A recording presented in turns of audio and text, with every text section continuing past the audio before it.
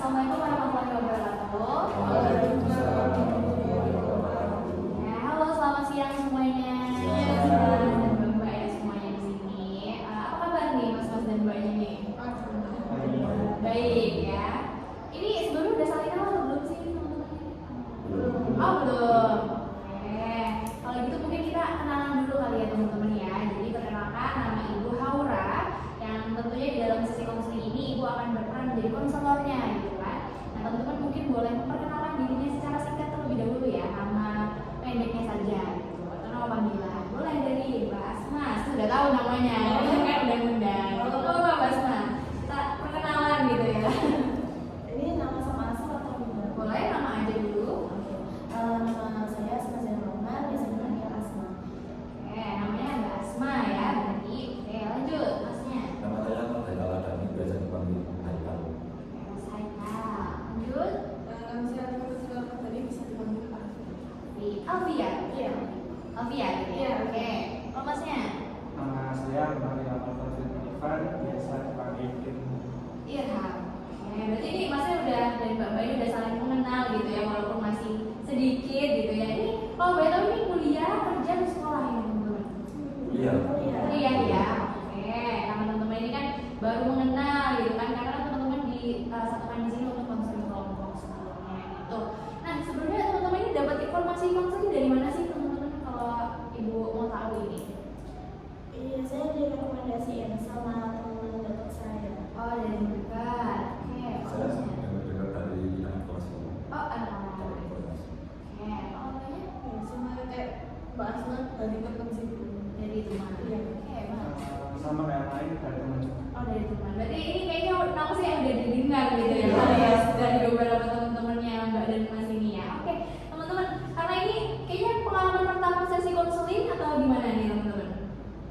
pengalaman pertama kalau saya. Oh, pengalaman pertama. Berarti sebelumnya sudah pernah ikut sesi konseling atau belum ini Mas? Belum.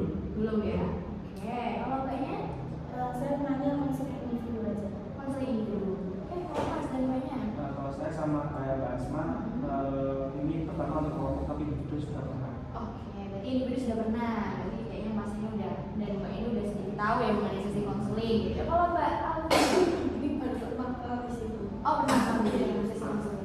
Oke teman-teman, nah kayaknya ini masih rada belum mengenal ya karena masih pertama kali bertemu gitu ya teman-teman ya. Mungkin kita agak ini ya main sedikit dulu sebelum kita memulai sesi konseling nantinya gitu. Teman-teman nanti boleh saling menyebutkan kembali ini namanya dan kemudian nanti teman-teman menyebutkan satu hewan yang sekiranya mirip sama teman-teman karakteristiknya atau sifatnya gitu. Nah nanti teman-teman yang lain itu menebak. Contoh ya Ibu kasih tahu nih, misal Ibu nama Ibu Haura, Ibu pilih kucing karena nah itu bagian teman-teman yang menebak nantinya gitu. Bisa teman-teman? Bisa. Oke, kita mulai dari Mas Eka, boleh? Ini harus sesuai huruf di nama nggak? Boleh bebas terserah nggak Oh, apa-apa. terserah. Saya ambil gajah. Oke, Mas Eka pilih gajah teman-teman. Kenapa Mas Eka pilih gajah? Bisa ditebak. Mungkin karena Mas Haikal kuat. Biasanya kayak kuat. Oke, karena kuat gitu ya. Oke, baik. Kalau yang lainnya gimana? Saya, Nah, gimana? kalau saya karena Oke, oh kura-kura. Oke, berarti masih Irham pilih kura-kura nih teman-teman. Kenapa masih Irham pilih kura-kura? Mungkin siapa?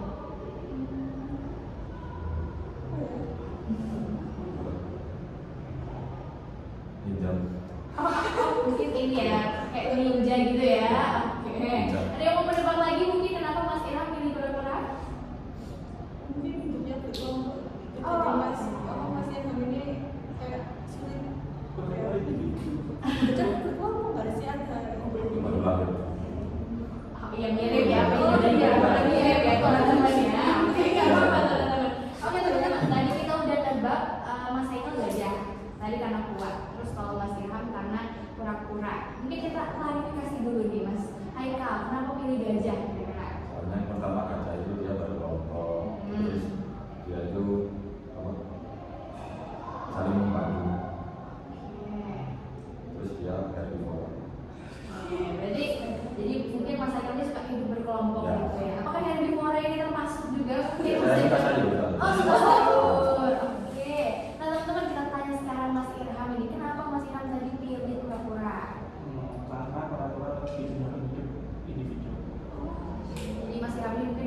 individual gitu ya. Karena kura-kura itu kayak santai, slow living kan. Oh, slow living. Jadi kalau dilihat mungkin Mas Ram ini udah slow living kali ya. Dari sekarang apakah itu udah benar itu Mas Ram itu? Oh, masih belum slow living ya. Kita lanjut ya, nebak kalau Mbak Afi pilih hewannya apa? Kalau saya Burung. Kenapa teman-teman? Mbak Afi pilih burung. Spesifik mungkin burung apa? Lovebird atau Enggak, apa? semua burung. Semua burung. yang enggak apa ya burung enggak peliharaan gitu. Oh, yang liar gitu ya. Kenapa tuh teman-teman? Mbak Afi pilih burung. Oke, boleh Mbak Asma. Dia kan hidup bebas. Kan burung kan bebas gitu ya. Jadi Mbak Afi pengen hidup bebas. Mas Ilham mungkin mau menebak? Oh, hidup bebas ya. Oke, oh Mas Haikal? Karena kalau burung ini kan kalau musim dingin dia migrasi. Ini sama kayak batu, kayaknya batu kantor. Oh, apakah itu benar ya teman-teman ya? Gitu. Gimana Mbak Alfi? Benar nggak itu? Kalau jawabannya dari Mbak Asma betul sih Bu. Karena kan apa ya burung kan terbang bebas gitu ya. Jadi kayak saya tuh kayak tangan-tangan enak ya kalau jadi burung. Nggak kemana-mana meskipun emang kan kalau hujan ya duduk di pohon biasanya kan kena rintikan gitu ya. Tapi kayak melihat kayak terbang bebas kemanapun tuh asik banget. Asik dan bebas gitu ya teman-teman ya. Oke, terakhir kita ke Mbak Asma. Mbak Asma pilih hewan apa Mbak Asma? Kupu-kupu. Kenapa tuh teman-teman? Bisa ditebak dulu. Mbak Asma kenapa? Aduh cantik. Oh cantik. Mungkin cantik ya. Iya, teman-teman ya. bukan cantik banget itu yang di sini. Oke, yang lain mau menebak kenapa Mbak Asma pilih kupu-kupu? Karena menghargai proses. Menghargai proses. Iya kan dari kalau terus tadi pulang, terus habis itu jadi dia ngomong, terus jadi Oke, berarti Mas Haikal ini merasa bahwa Mbak Asma ini title-nya menghargai proses gitu ya. Ada lagi yang mau menebak mungkin teman-teman? Nggak ada? Oke, gimana Mbak Asma? Apakah tebakan Mas Haikal dan Mbak Alfi tadi benar? Sebenarnya pertama tuh pengen terbang bebas juga sama. Terus kedua itu benar sih orang dia proses itu kan dia kan di awal kan kayak pas proses itu kayak ya orang tuh nggak ada yang ngeliat dia gitu kan habis di dia sama terbang. Jadi Mbak Asma ini title yang menghargai proses gitu ya. Oke, baik teman-teman. Terima kasih ya teman-teman ya. Apakah sudah mulai mengenali satu sama lain? Sudah ya? Oke, mungkin kita sedikit kenalan lagi nih ya teman-teman. Boleh disebutkan asalnya sama kalian ini sedang kuliah di jurusan apa? Tuh, boleh Mas Haikal? saya asli Malang. Asli Malang, oke. Saya kuliah di UB. Oh di UB. Jurusan apa itu? Kedokteran prodinya gizi. Oh, Fakultas Kedokteran prodinya gizi. Oke, jadi Mas Haikal ini mungkin suka meneliti MBG soal MBG sekarang ini kan?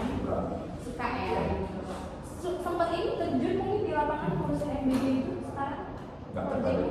Oh, juga tertarik. Soalnya tidak sesuai nama. Oh, tapi ini ya, Tapi berarti kelihatan. oke, mempelajari kayak protein itu harusnya Ya, berapa buat ya. anak gitu Ya. ya. Oke. Jadi kesibukannya proyek atau gimana nih Mas Haikal? Kalau akhir semester ini banyak praktikum. Oh banyak. Tapi semangat ya tetap. Oke. Oke, kalau Mbak Asma, asalnya dari mana nih Mbak Asma?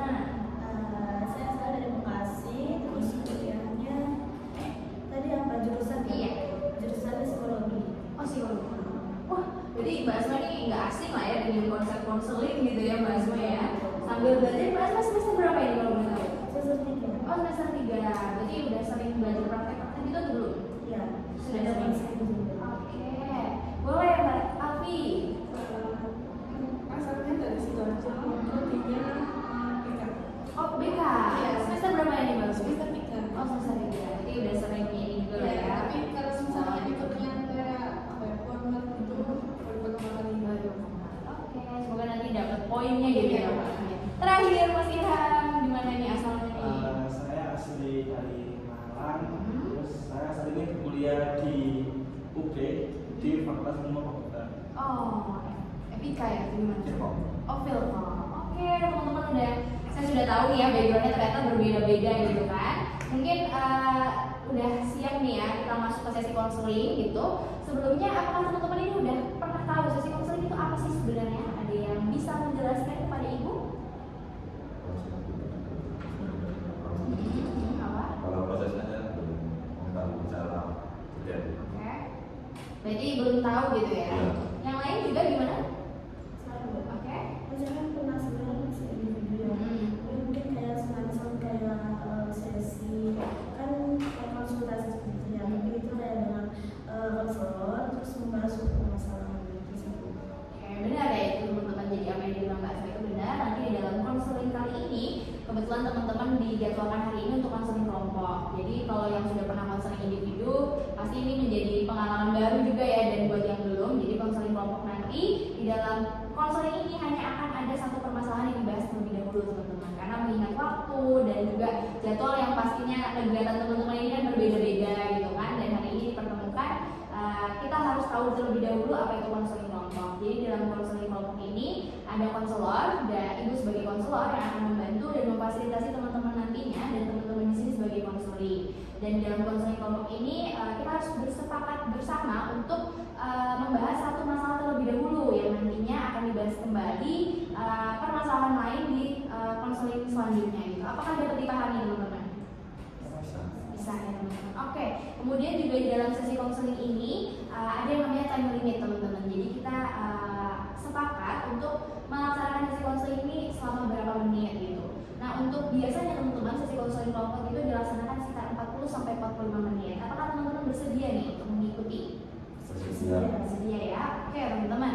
Kemudian teman-teman di dalam sesi konseling ini ibu memegang asas kerahasiaan, asas kesukarelaan dan asas keterlibatan. Ibu berharap teman-teman ini juga memegang asas tersebut gitu ya. Kenapa? Karena di asas kerahasiaan ini ibu tentunya akan menjaga rahasia, dan apapun yang teman-teman bicarakan dan bagikan di ruang konseling ini tidak akan ibu bagikan di luar kecuali atas persetujuan teman-teman. Dan teman-teman juga harus bisa menjaga rahasia dan pembicaraan yang ada di ruangan ini dengan baik, tidak akan dikeluarkan di luar sesi konseling ini. Apakah teman-teman berjanji? Berjanji ya teman-teman. Oke. Kemudian teman-teman selanjutnya ada asas keterlibatan. Jadi ibu berharap teman-teman ini terlibat aktif, saling menanggapi, dan tentunya saling mendengarkan gitu ya. Dan ketika ini memberi tanggapan, ibu berharap teman-teman bisa mengangkat tangannya terlebih dahulu. Dan yang ketiga ada asas kesukarelaan. Jadi ibu berharap teman-teman di sini datang secara sukarela ya, tidak ada paksaan dari pihak manapun gitu ya teman-teman. Oke, apakah dapat dipahami teman-teman? Bisa. Oke teman-teman, sebelum kita masuk ke sesi konseling, mungkin ibu pengen tahu nih tujuan teman-teman datang ke sesi konseling ini apa, selain tentunya untuk membagikan permasalahannya atau ingin mendapatkan solusi gitu. Boleh diceritakan permasalahannya secara singkat dan tujuannya itu apa gitu ya teman-teman. Boleh dari Mbak Afi. Kalau saya sih tujuan kesini cuma kayak ingin cerita aja Bu. Misalnya kayak saya sudah mendam semuanya sendiri gitu tanpa cerita sama teman-teman yang lain. Terus jadi masalah sih kayak mungkin kayak susah komunikasi sama keluarga sih. Susah komunikasi sama keluarga gitu ya Mbak Afi. Oke, sebenarnya teman-teman ibu izin untuk mencatat ya tujuan teman-teman ini gitu ya. Oke, berarti Mbak Afi tadi tujuannya ingin tentunya ingin mengetahui permasalahannya seperti apa dan ingin menyelesaikan permasalahannya gitu kan. Jadi Mbak Afi susah mengeluarkan pendapat gitu ya. Oke, baik Mbak Afi, terima kasih. Selanjutnya boleh Mbak Asma. Dari permasalahan saya tuh kayak merasa di keluarga aku tuh ditutup gitu, padahal enggak. Nah itu muncul dari diri saya sendiri, dan saya berpikir itu mungkin dari keluarga orang tua. Jadi tujuan saya ke sini, saya mau menemukan solusi sama menyelesaikan permasalahan yang saya rasa itu belum selesai dan yang saya punya ke orang tua saya. Oke, jadi tadi Mbak Asma di sini merasa dituntut gitu ya, padahal kayaknya enggak gitu ya. Tadi Mbak Asma mengatakan kemudian itu juga bisa dipengaruhi karena pola asuh dari Mbak Asma mengatakan tersebut. Dan tentunya di sini tujuan Mbak Asma adalah ingin menyelesaikan tujuan dan mungkin bisa punya gambaran untuk berbicara kepada orang tua ya Mbak Asma ya. Oke, terima kasih Mbak Asma. Boleh itu Mas Haikal? Kalau saya merasa bingung sih, karena di umur saya sudah remaja ini kan saya kayak tidak mendengarkan omongan orang tua saya sebelumnya gitu. Jadi saya saling kalau misalkan yang nggak penting nggak saya dengerin, kalau yang saya kalau penting saya dengerin. Saya nggak tahu itu termasuk salah atau enggak. Jadi menjadi Oke, berarti tadi di sini Mas Haikal ini kalau kita tarik garis besar itu kebingungan gitu ya, karena juga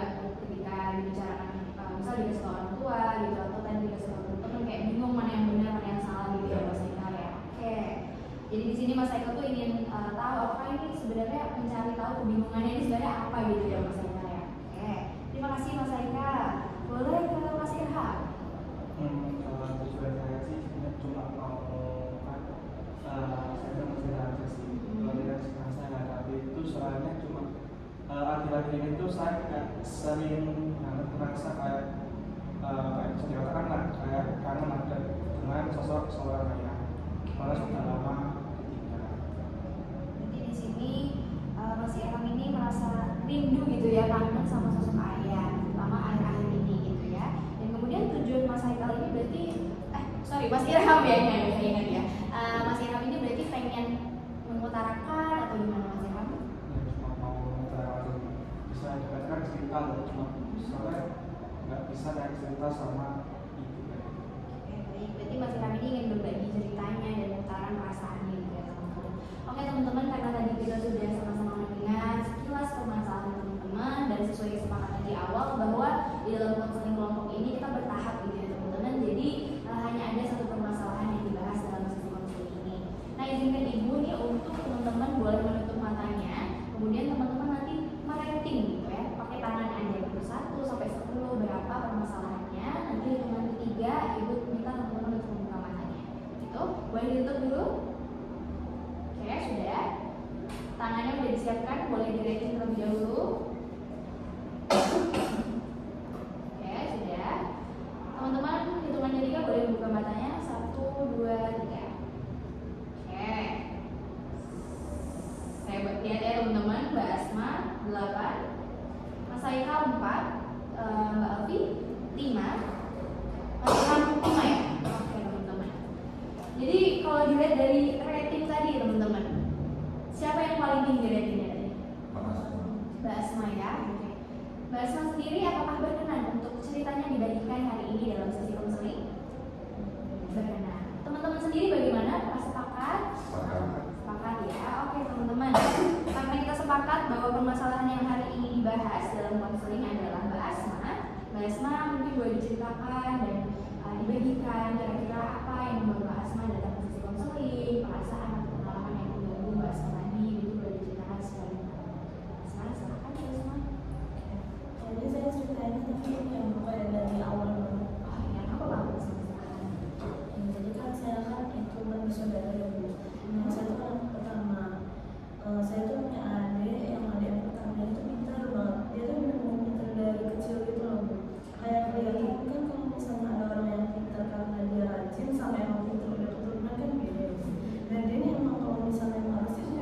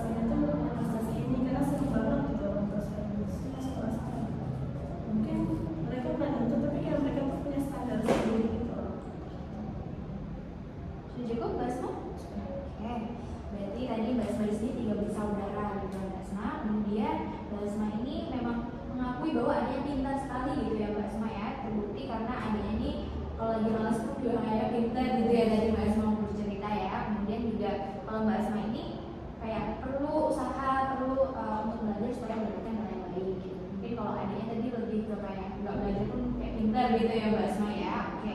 Kemudian tadi di sini Mbak Asma ini ngerasa gagal. Ya. Oke. Terus tidak bisa memberikan contoh yang baik kepada adik. Apa itu Mbak Asma? Kenapa seperti itu Mbak Asma? Mungkin saya punya tolak ukur sendiri, apalagi kakak yang harus bagus gitu, harus sempurna gitu. Terus sementara dua adik saya yang lain ini kan emang sebenarnya mereka juga belum terlalu kelihatan sih prestasinya gimana, tapi kayak saya mikirnya kayaknya mereka harus lihat adik saya ini daripada lihat saya, karena saya merasa belum bisa pantas buat jadi figur gitu lah. Baik, jadi tadi Mbak Asma ini merasa itu memang tolak ukur Mbak Asma gitu ya, terus juga harus bagus dan harus sempurna gitu kan. Dan Mbak Asma merasa bahwa tadi kayak yang lebih baik dijadikan contoh adiknya gitu daripada Mbak Asma. Oke, baik teman-teman, sebelum Ibu menanggapi, Ibu pengen tahu tanggapan teman-teman mengenai permasalahannya Mbak Asma. Apakah ada yang pernah mengalami hal serupa? Mungkin ada yang relate sebagai adik atau kakak? Boleh diutarakan. Oke, Mas Rika, boleh. Ini saya coba mau berbagi pengalaman. Kan saya kan juga anak pertama. Terus habis itu adik saya ada 2. Jadi kayak meskipun adik saya itu jauh lebih baik daripada saya, ya saya gimana pun ya tetap menjalankan tugas sebagai kakak.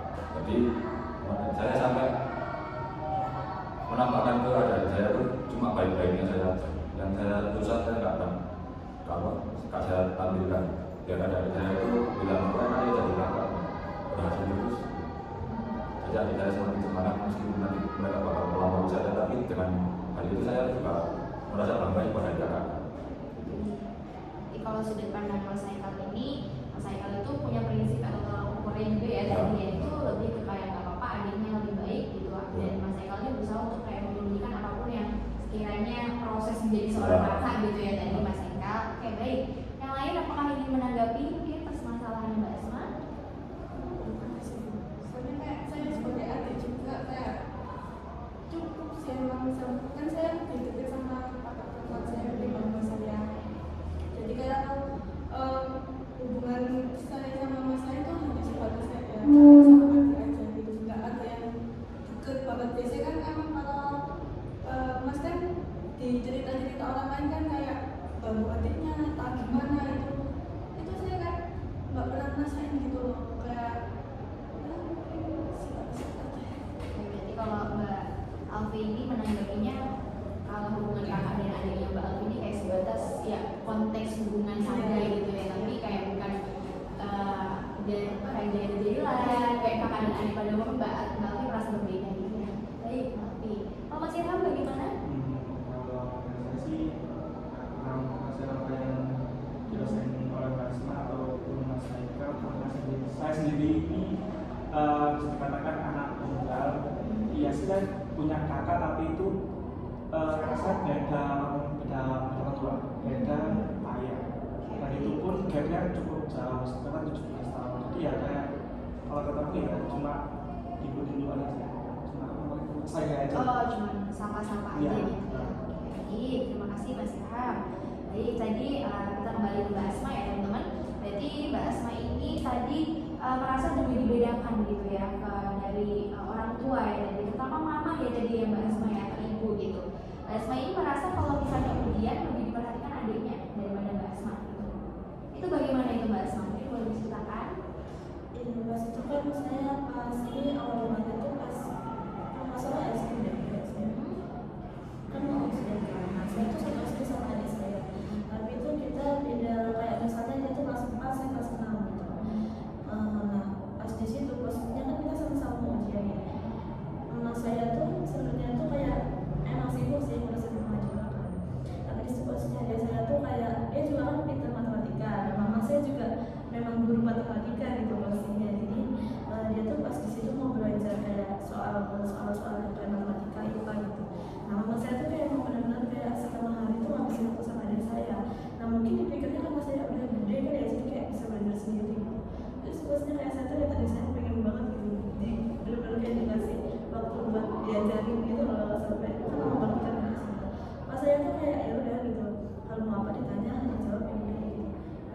karena saya mikirnya saya belum dewasa kan gitu. Berarti pada saat itu ini kejadian SD ya Mbak Asma ya. Oke, berarti pada saat itu waktu mau ujian matematika gitu ya, Anda itu setengah hari belajarnya sama mama gitu matematika gitu. Sedangkan Mbak Asma ini kayak biarin aja untuk belajar sendiri gitu. Kira-kira Mbak Asma apa yang Mbak Asma perkirakan ini dari kejadian tersebut? Apakah karena mungkin adik lebih semangat belajar matematika? Kalau Mbak Asma ya saya memang nggak terlalu semangat matematika atau gimana Mbak Asma? Karena kalau dari segi kelompok juga beda banget. Kalau dia tuh kan memang kayak gampang, dia juga kayak gampang gitu lah kalau buat hitung-hitung pelajaran gitu. Mungkin dia kalau di bahasa Indonesia kurang ya, tapi dia kalau kayak gitu benar-benar kayak yang mudah gitu lah. Jadi kayak mungkin sama saya lebih gampang bisa dari saya dulu gitu. Kalau saya kayaknya butuh proses gitu buat ngerti matematika gitu. Berarti di sisi lain apakah Mbak Asma ini pengen juga kayak harusnya aku juga diajarin matematika nih gitu setengah hari itu gitu atau gimana Mbak Asma? Kalau yang waktu itu ya, itu saya rasa sih ya pengen. Cuma semakin kesini saya sadar ya setiap orang sih sebenarnya punya kapasitas sih ya. Cuman membekas aja gitu. Oke, berarti Mbak Asma di sini sebenarnya kalau dulu pengen, kalau sekarang kayak udah nyadar bahwa setiap orang itu punya kapasitas gitu ya. Kemudian juga Mbak Asma di sini tadi mengatakan gitu ya bahwa Mbak Asma ini kan kayak harus sempurna gitu, merasa harus sempurna gitu ya. Dan juga Mbak Asma ini merasa dituntut, tapi kayak tidak dituntut gitu ya di awal. Mungkin boleh diceritakan Mbak Asma kejadian apa yang akhirnya membuat Mbak Asma ini merasa dituntut gitu atau merasa tertuntut gitu. Kalau dari itu sebenarnya itu kan apa ya? Oh ini misalnya di rumah ya Bu ya. Di rumah tuh ayah saya tuh selalu bilang kayak gini. Pokoknya kecuali kalau ada siapa yang bagus ya, selalu bilang kayak gini. Harus kayak istilahnya tuh lakukan yang terbaik gitulah. Jadi contoh buat adik-adiknya, pokoknya selalu mau jadi contoh buat adik-adiknya, jagain adik-adiknya. Terus habis itu sama kayak ya lakuin yang terbaik lah. Soalnya kan kayak istilahnya kayak aku tuh kayak peta gitu loh buat adikku. Nah aku tuh ngerasa gagal karena belum bisa jadi yang peta itu lah. Nah tapi di sisi lain dari segi usaha tuh mungkin kan adik saya kan ini ya mau masuk PTN kan. Nah setiap saya kedapatan telepon dia saya selalu bilang kalau misalnya nanti mau masuk PTN dia harus kan saya kan mandiri ya, dan dia tuh harus emang belajar. Juga saya yakin sih semoga aja dia nggak dapat mandiri kan karena mandiri kan mahal juga ya dia. Terus juga dia tuh harus dia dapat kampus yang dia pengen lah istilahnya kayak gitu. Saya juga pengen sih yang terbaik karena kan tahu dia memang potensinya juga lebih ya dari saya kayak gitu. Nah mungkin dari segi situ sih saya rasa itu salah satu usaha saya yang ayah saya bilang itu tadi. Berarti Mbak Asma di sini tadi kan berusaha untuk jadi contoh yang baik, dan jadi contoh yang baik ini Mbak Asma lakukan sejauh ini prosesnya itu kayak menuntut adiknya ya tadi ya kan. Kemudian juga Mbak Asma ini berusaha untuk melakukan yang terbaik. Di awal tadi Mbak Asma sempat mention ya soal mamah gitu kan, mamah mungkin kayak kesannya suka ngomong atau kayak menuntut Mbak Asma gitu. Nah itu seperti apa Mbak Asma kejadiannya? Oh yang mama saya. Boleh Mbak Asma? Kalau sebenarnya kan ayah saya. Kalau mama saya mungkin lebih ke dari segi apa ya? Kalau misalnya ayah saya kan memang ngomong langsung gitu ya. Kalau mama saya mungkin dari kan beliau tuh kan kayak seneng banget kalau anak-anak tuh kayak punya prestasi gitu loh. Nah biasanya kan ini kan saya bilang kan di awal gitu.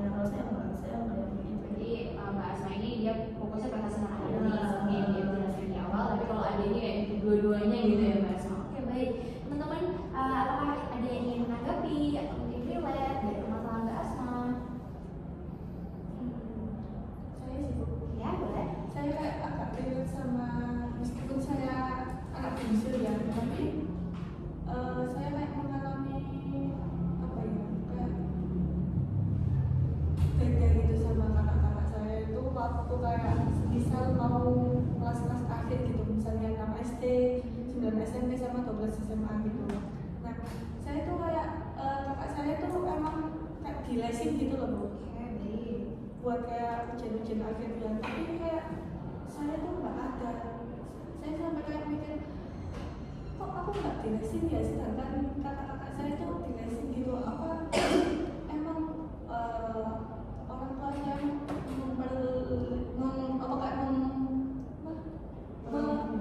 memperlakukan saya kayak gini gitu. Dan saya tunggu mungkin kelas 6 itu kan emang agak kayak gini untuk les gitu kan dunia, tapi saya nunggu kelas 9 gitu mungkin saya kan dileskan.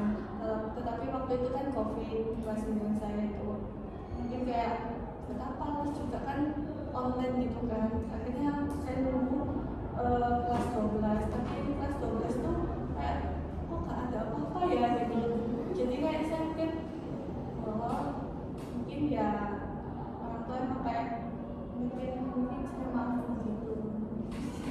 Jadi benar loh Mbak Alfi, bisa jadi emang orang tua itu tidak memberikan Mbak Alfi les karena Mbak Alfi mampu gitu ya. Apakah mungkin Mbak Asma merasakan hal yang serupa dari pernyataan Mbak Alfi? Kalau les sih sejauh ini ada ya, tapi kayaknya kalau ada saya juga lebih banyak lesnya gitu. Jadi soalnya ya udah nggak masalah gitu. Baik teman-teman. Apakah masih ada yang ingin menanggapi teman-teman? Ada ya. Oke Mbak Asma, karena saya sudah mendapatkan poin masalah dari Mbak Asma ya. Terutama di sini kan tadi dari awal tujuan Mbak Asma tuh pengen tahu gitu kan, pengen bisa mengatakan gitu kalau bisa gitu kan. Dan tadi Mbak Asma ini beberapa kali mengatakan bahwa memang adik ini lebih condong, lebih baik daripada Mbak Asma gitu kan. Walaupun juga orang tua ini kayak konsepnya lebih senang, lebih mengapresiasi prestasi-prestasi yang didapatkan adiknya Mbak Asma gitu. Nah Mbak Asma kemudian di dalam sini, dalam teknik konseling ini Ibu akan menerapkan teknik kursi kosong gitu Mbak Asma. Jadi Mbak Asma nanti boleh menerapkan dari kejadiannya seperti apa sih pada saat itu yang akhirnya membuat Mbak Asma ini paling ingat momen-momennya, paling ingat kejadian-kejadiannya yang membuat Mbak Asma ini kayak aku udah gagal ya kan tadi Mbak Asma. Terus tadi Mbak Asma juga harusnya jadi peta gitu buat adiknya ya kan Mbak Asma. Itu boleh Mbak Asma ceritakan dan ungkapkan kembali kejadian tersebut di sini. Karena di dalam konseling ini kita menerapkan prinsip here and now ya teman-teman. Jadi sekarang dan di sini. Apakah bisa dipahami Mbak Asma? Oke, baik Mbak Asma. Nanti Mbak Asma boleh memerankan jadi ibunya atau ayahnya. Kemudian nanti di sebelah sini Mbak Asma menjadi diri Mbak Asma sendiri. Boleh ingat dulu menjadi seperti apa. Boleh Mbak Asma tutup matanya dulu. Oke, diingat kejadiannya seperti apa. Kemudian Mbak Asma pahami, Mbak Asma jalani permasalahannya pada saat itu seperti apa. Sudah Mbak Asma? Oke, baik. Boleh diperankan Mbak Asma bagaimana kejadian itu. Jadi saya mungkin mau sama saya. Kejadiannya pada saat itu. Oke, boleh Mbak Asma? Kalau misalnya saya dikasih kesempatan buat ngomong ini sama saya, mungkin kakak belum bisa jadi contoh buat adik-adik. Tapi sebenarnya tuh kakak tuh cuma pengen ingetin kalau misalnya kemampuan kakak tuh beda sama adik gitu. Terus kalau dari segi waktu sama kesempatan juga kayaknya emang lebih banyak adik sih. Tapi buat sekarang kakak sih sebenarnya mikirnya ya udah gitu, kakak yang terbaik buat adik-adik aja. Terus habis itu juga kayak senang juga sih kalau misalnya adik-adik tuh lebih apa ya, lebih ya istilahnya lebih sukses lah gitu jalan kayak kakak ini gitu. Terus tapi yang mungkin yang paling pengen sih yang mama bisa ngerti kalau misalnya posisi kakak ini juga pengen dibuktiin gitu loh, istilahnya kayak oke lah gitu. Kalau kita banyak-banyak ya cuma kita nunjukin aja lah gitu di kakak gimana. Baik, Asma. Sudah puas Mbak Asma? Sudah cukup? Oke Mbak Asma.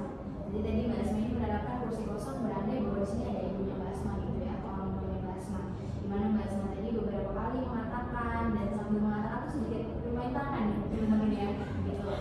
Apakah ragu Mbak Asma atau takut? Atau gimana Mbak Asma, lega? Kayaknya ini sih saya nggak ragu-ragu. Ragu-ragu. Asma. Jadi tadi banyak sekali kalimat yang dalam sekali ya dari Mbak Asma, seperti kayak kakak mungkin belum bisa jadi contoh yang baik buat adik gitu. Memang kalau secara waktu dan kesempatan lebih banyak adik, tapi di sini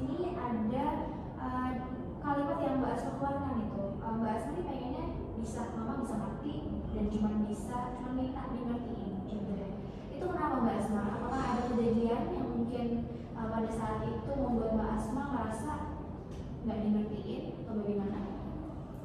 Sebenarnya apa ya?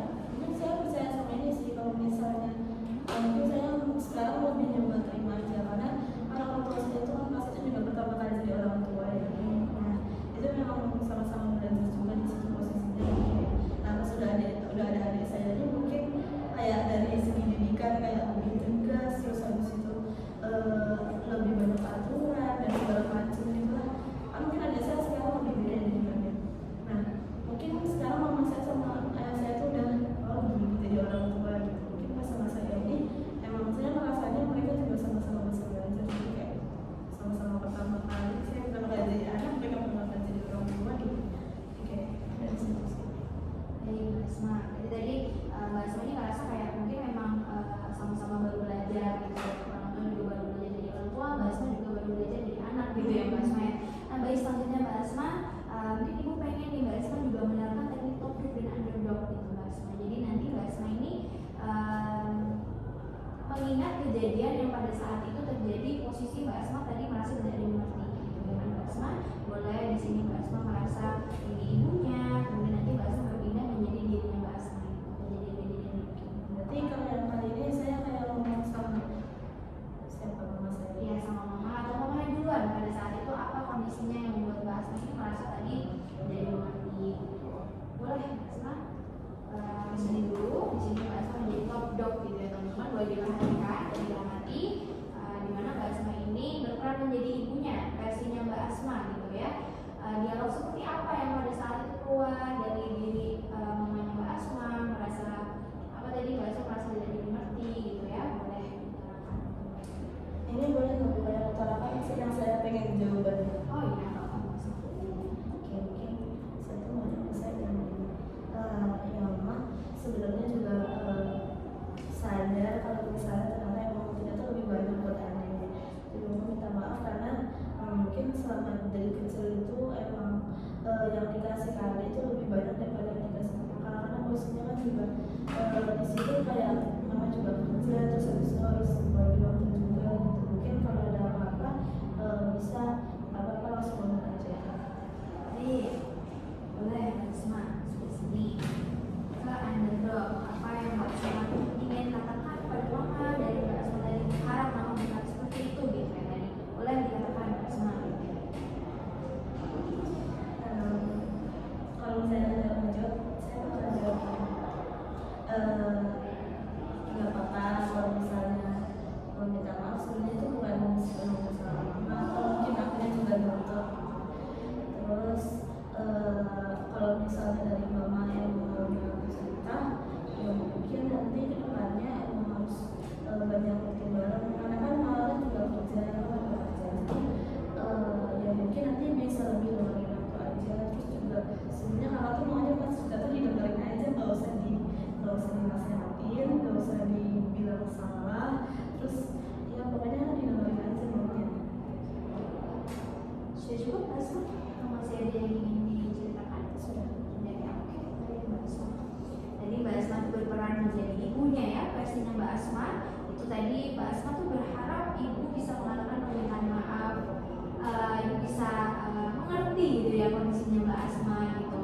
Mungkin ini Mbak Asma membutuhkan waktu yang lebih banyak mental gitu ya Mbak Asma ya sama ibu gitu kan. Kemudian di underdog tadi juga Mbak Asma tuh bilang kayak mama gak usah minta maaf gitu, mungkin aku juga yang betul gitu kan. Kemudian juga Mbak Asma ini berharap kalau memang pengennya aku cerita gitu ya. Jadi di sini apakah Mbak Asma ini sering bukan ceritanya pengalaman hari ini atau hari-hari sebelumnya kepada mama atau gimana? Sebenarnya mama juga secara pribadi pernah ngomong kayak gitu ke saya, yang gak dapet tuh cerita aja. Tapi kayaknya saya merasa semakin saya tambah dewasa rasanya, kayaknya saya merasa saya nggak harus terlalu banyak ceritain gitu. Karena kayak kalau semuanya diceritain, saya merasa kayak ada hal-hal yang kayak kurang baik, dan kayaknya mereka bakal kayak bukan dengerin tapi justru kayak ya gitu lah. Judge juga takutnya ya Mbak. Jadi terima kasih Mbak Asma. Bagaimana teman-teman? Apakah ada yang ingin menanggapi? Tadi Mbak Asma sudah berani menerapkan tekniknya ya, dan sudah mengeluarkan kalimat atau kata yang mungkin belum sempat dikatakan, belum bisa diutarakan gitu. Bagaimana teman-teman? Saya mau menanggapi Mbak Asma dan saya. Mas Mas sudah bagus melakukan tadi itu kayak saya sendiri mungkin kalau jadi Mbak Asma juga kayak takut curhat gitu, apalagi kan kalau jadi anak pertama kan itu kayak berat banget untuk misal ya Mbak Asma sama adiknya apa jarak umurnya berapa? Adik saya yang pertama beda setahun sama saya, yang kedua beda 7 tahun, yang ketiga beda 8 tahun. Meskipun emang beda 1 tahun ya, tapi kan kayak masa apa ya, 1 tahun kan biasa kayak bukan adik, kayak temen gitu ya, lebih ke temen. Terus tambahannya 2 tadi atau jaraknya gak jauh, mungkin Mbaknya juga merasa kayak oh ini udah cukup adikku, ternyata ada lagi gitu, apalagi 2 gitu kan. Jadi kayak mungkin kasih sayangnya itu terbaginya banyak gitu kan. Jadi kayak ya saya juga gak relate sama Mbak Asma, meskipun saya juga gak diskusi, tapi kayak kalau punya banyak anak pasti kayak itu dibagiin lagi ya, sebagai anak emang kayak orang kasih sayang gitu.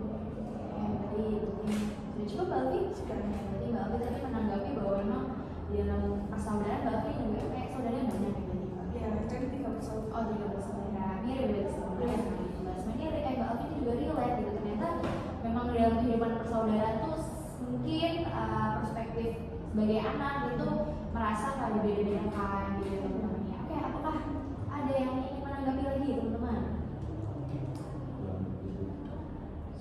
Sudah tersampaikan dari Alfi ya berarti ya. Oke, baik teman-teman. Berarti tadi Mbak Asma ini kan sudah menerapkan tekniknya ya. Mbak Asma tadi sudah mengutarakan perkataan dan kalimat dan perasaan untuk mama. Tadi kan versinya Mbak Asma dalam prinsip here and now tadi ya Mbak Asma ya. Kemudian Mbak Asma, apakah masih ada yang ingin Mbak Asma utarakan gitu? Kalau misalnya nih tadi ada masih ada mama di sini di kursi ini, apakah masih ada yang ingin menceritakan? Sudah ya, sudah cukup. Oke, baik Mbak Asma. Berarti di sini Mbak Asma tadi dari penerapan, Mbak Asma tadi sudah mengutarakan perasaannya gitu kan. Dari momen-momen seperti apa Mbak Asma ini nanti akan menceritakan gitu atau mengutarakan perasaannya? Seperti apa? Mungkin pas memang orang tua saya lagi libur, Berarti pas ada kesempatan gitu. pas waktu luang dan pas lagi ngumpul gitu. Oke, baik Mbak Asma. Apa yang Mbak Asma katakan, apa yang Mbak Asma utarakan itu sangat mengapresiasi gitu ya. Kenapa? Karena Mbak Asma di sini sudah berani teman-teman. Walaupun mungkin tadi Mbak Asma sempat bermain tangan, mungkin ragu atau mungkin masih ada rasa takut dan lain sebagainya, tapi kata dan keberanian yang Mbak Asma ucapkan itu sudah mewakili diri Mbak Asma gitu. Dan semoga nanti ya Mama memang bisa mengerti Mbak Asma gitu. Apalagi tadi Mbak Asma ini kan berkata bahwa kalau ada apa-apa cerita aja. Mama udah sempat mengatakan hal tersebut. Tapi memang Mama harus tahu Mbak Asma untuk cerita gitu. Kenapa? Karena kan justru yang saya apresiasi di sini ya, walaupun tadi Mbak Asma beberapa kali merasa bahwa ada yang lebih baik gitu kan. Tapi justru ketika ada yang lebih baik itu kakaknya yang berhasil. Karena adik itu melihat kakak sebagai contoh Mbak Asma. Apalagi tadi kan Mbak Asma ini adik yang sabuknya apa sih, karate gitu ya atau taekwondo ya? Oh taekwondo gitu. Nah kemudian juga di sini kita ada tadi hubungannya Mbak Asma dengan adik gitu ya. Oh jarak dekat gitu. Kemudian juga tadi Mbak Asma ini kan mungkin takut atau ragu untuk bercerita ke orang tua karena takut mungkin nanti kalau cerita semuanya takut di-judge dan lain sebagainya gitu. Tapi justru Mbak Asma ketika kita cerita di tempat yang benar gitu ke orang tua, kan yang paling tahu diri kita selain diri kita sendiri adalah orang tua kan Mbak Asma gitu. Apalagi Mbak Asma juga berharap bisa lebih dekat gitu. Mungkin itu memang langkah yang tepat buat Mbak Asma bahwa mamanya udah ngasih tahu sinyal nih bahwa mau cerita aja gitu. Itu pilihan yang tepat gitu. Siapa tahu dari cerita-cerita nanti Mbak Asma bisa mengutarakan perasaannya kalau misalnya ada hal-hal yang men-trigger Mbak Asma gitu ya. Oke Mbak Asma. Kemudian Mbak Asma ketika Mbak Asma mendengar tadi jawaban Mama gitu ya, versi dirinya Mbak Asma, apakah ada tanggapan gitu, memang nanti Mama orangnya begini, Mama pasti bisa ngertiin atau gimana? Mungkin kira-kira tanggapannya gimana? dari versinya Mbak Asma tadi jadi malam gitu. Menurut saya itu saya tuh udah selesaikan itu sesuai yang mama saya jawab gitu. Jadi itu bukan jauh-jauh dari kira-kira mama saya bakal jawab apa sama saya yang pengen gitu. Gitu. Menurut saya mama saya mungkin emang bisa aja sih jawab kayak gitu, tapi emang sayanya harus banyak ngobrol. Oke, dari Mbak Asma duluan yang mulai gitu ya Mbak Asma ya. Dan juga Mbak Asma beberapa kali mention kayak orang tua baru belajar jadi orang tua dan anak juga baru belajar jadi anak. Mungkin memang kita di beberapa situasi harus mengalah gitu ya teman-teman, apalagi ya supaya orang tua ngerti anak nih pengennya orang tua yang gimana, orang tua juga pengennya anaknya gimana, supaya saling mengerti gitu teman-teman.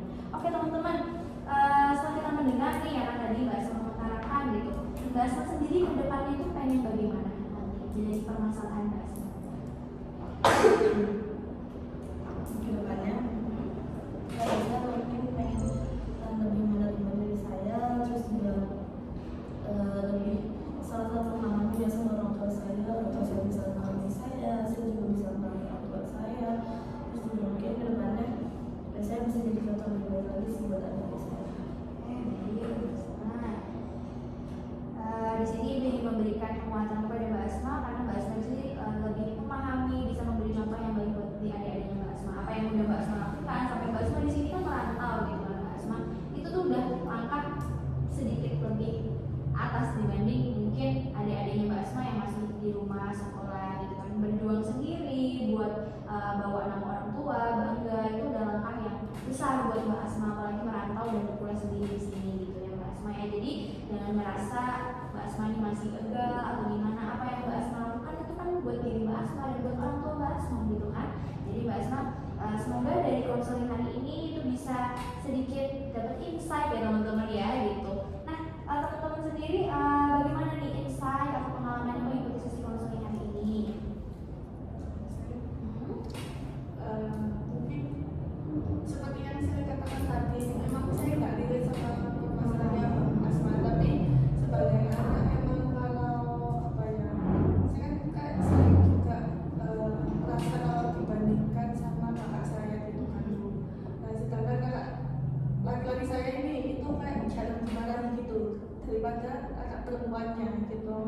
Jadi kayak kita sebagai apa ya, kayak perempuan itu kadang tuh kayak bertanya-tanya gitu, kenapa kok yang mas saya ini jarang gitu dipermasalahkan, sedangkan saya sama mbak saya itu sering kali gitu dipermasalahkan dengan sama permasalahannya Mbak Asma mungkin terlihat real, tapi kayak akhirnya saya juga menyadari mungkin ada alasannya mama saya itu kayak gitu. Jadi Mbak Alfi ini juga mendapatkan insight gitu ya, bahwa di dalam kehidupan saudara itu juga Mbak Alfi ini mungkin nggak relate tapi ngerasa dibedakan juga gitu. Dan Mbak Alfi ini bertanya-tanya kenapa ya kok dibedakan gitu. Ternyata setelah mendengarkan teknik tadi juga Mbak Asma menerapkan, tadi Mbak Alfi menebak kayak ya mungkin memang berbeda gitu ya Mbak Alfi ya. Dan mungkin memang orang tua itu harus dikasih tahu pelan-pelan, kita harus saling mengerti gitu ya teman-teman. Oke, kalau Mas Ilham sendiri gimana Mas Ilham pengalamannya? Saya sesi konseling ini memang masalah yang saya dihadapi oleh Mbak Asma itu enggak relate dengan apa yang saya hadapi. Tapi dari sesi konseling ini tuh saya mendapatkan kayak ada satu kalimat tadi, saya lupa siapa yang bilang, tapi orang tua masih harus menjadi orang tua dan anak masih harus menjadi anak. Itu kayak sebuah kalimat yang apa ya, kayak membuat saya mulai paham mungkin apa yang ketika orang tua saya marah mungkin mereka nggak sadar apa ya, itu kayak kalimat yang kayak buka saya lah katakanlah gitu, kesannya gitu. Oke, baik, berarti Mas Ilham juga dapat insight gitu ya, bahwa mungkin tadi ada kalimat itu ya tadi ya, kalau misalnya orang tua juga baru belajar jadi orang tua dan anak juga baru belajar gitu kan, memang perlu kita saling mengerti dan saling memahami. Oke, baik, kalau Mas Haikal bagaimana perasaannya? Ada yang relate sih, yang kedua juga bahwa kan orang tua ini belajar jadi orang tua anak pertama kali lahir, dan anak juga baru belajar jadi anak. Mungkin adik-adik kita itu menjadi bahan evaluasi untuk orang tua kita, kurang lebih itu aja. Oke, baik, terima kasih ya Mas Haikal. Berarti Mas Haikal juga benar-benar insight bahwa mungkin ya memang adik-adiknya itu ya jadi bahan evaluasi selanjutnya gitu, karena ya kakak kan juga sebagai anak pertama dan orang tua juga baru jadi orang tua pertama kali gitu kan. Jadi ya kita memang prosesnya dalam sesi konseling ini harus saling memahami, begitu juga nanti bisa diterapkan dalam keluarga ya teman-teman ya gitu. Oke, Mbak Asma sendiri setelah tadi menerapkan teknik kemudian juga mengikuti sesi konseling ini, bagaimana perasaannya Mbak Asma? Merasa beda sih, karena apa yang mau saya sampaikan itu tersampaikan di sini. Tersampaikan ya Mbak Asma ya. Kemudian tadi apakah masih ada unek-unek Mbak Asma yang pengen disampaikan mungkin ke Mama atau di dalam sesi konseling ini? Sudah cukup berarti Mbak Asma. Oke, kalau mungkin kesannya Mbak Asma setelah mendapatkan tadi ya bermain teknik tadi Mbak Asma bagaimana? Kesannya sih saya cukup tadi kan ada teknik itu saya pertama kali melakukan itu, terus juga ternyata itu menurut saya porsinya itu kayak benar kayak ngaruh banget di saya, karena ternyata kalau misalnya ngomong secara langsung tuh bisa gitu keluar dari mulut kan, mungkin kita tahan gitu ngomong gitu orang tua saya.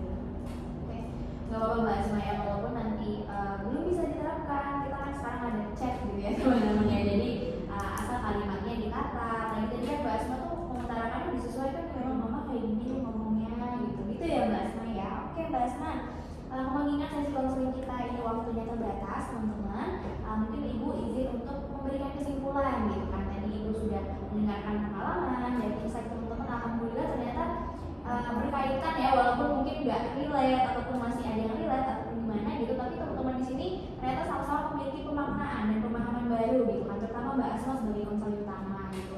Apakah teman-teman berkenan nih untuk Ibu berikan kesimpulan? Berkenan ya.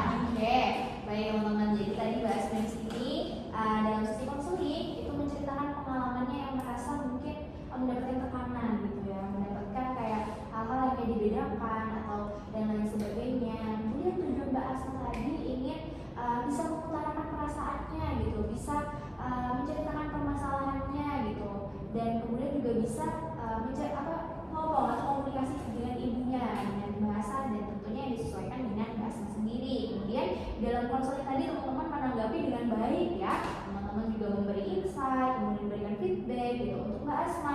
Dan yang perlu digarisbawahi di sini, apapun sebagai anak pertama mungkin kita agak insecure atau agak gimana gitu teman-teman, tapi kapasitas manusia itu kan yang menentukan kan kita sendiri gitu. Kalau memang kita nggak bisa, ya kita gasnya di mana. Terutama kan di sini Mbak Asma mungkin tadi merasa kurang di akademik, tapi di non akademiknya Mbak Asma kan juara ya teman-teman ya gitu. Dan kalau adanya Mbak Asma mungkin dua-duanya bagus, berarti itu memang jadi pilih kayak memang punyanya adiknya gitu. Tapi kan punyanya Mbak Asma merantau ya kan, terus juga sendiri dan punya kemampuan non akademik yang mungkin lebih baik karena awalnya kan duluan Mbak Asma, kemudian diikuti adiknya gitu teman-teman. Nah kemudian dalam konseling tadi Mbak Asma menerapkan ini dengan baik, bisa mengutarakan gitu perasaannya dan pengalamannya. Ibu senang karena Mbak Asma nantinya juga sudah mulai merencanakan nanti bisa ngomong gitu ya, dan merasa lega ya teman-teman gitu. Kemudian juga tadi teman-teman di sini memberi pemaknaan, juga pemahaman gitu ya dalam sesi konseling gitu. Oke teman-teman, apakah kesimpulan tadi sudah mewakili teman-teman semua? Sudah ya teman-teman. Oke teman-teman, karena mengingat konseling kita sudah mau berakhir, apakah bisa kita akhiri? Bisa ya. Oke baik teman-teman. Ibu mengucapkan terima kasih kepada teman-teman karena sudah terbuka, saling menanggapi dan saling terlibat gitu, dan juga memahami dan mematuhi aturan dalam konseling kelompok ya teman-teman. Nanti akan kita lanjutkan kembali sesi konseling lanjutan, dan juga Mbak Asma boleh direncanakan nanti bisa kapan diterapkan rencana-rencana yang Mbak Asma lakukan, nanti bisa diupdate di konseling lanjutan gitu ya teman-teman. Nanti kita atur, Ibu hubungi kembali di WhatsApp grup ya kan gitu. Oke, terima kasih teman-teman. Teman-teman boleh melanjutkan kegiatannya. Baik, terima kasih. Terima kasih.